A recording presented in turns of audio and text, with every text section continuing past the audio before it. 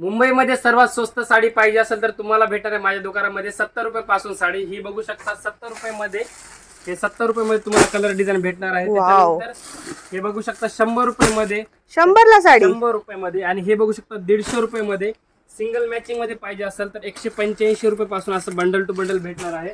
हे बघू शकता हे पूर्ण 185 इतके सारे साड्या. वाव. हा बघू शकता 185 रुपये 185 एक सिल्क साडी मध्ये. याच्यामध्ये तुम्हाला कलर डिझाईन भेटणार आहेत.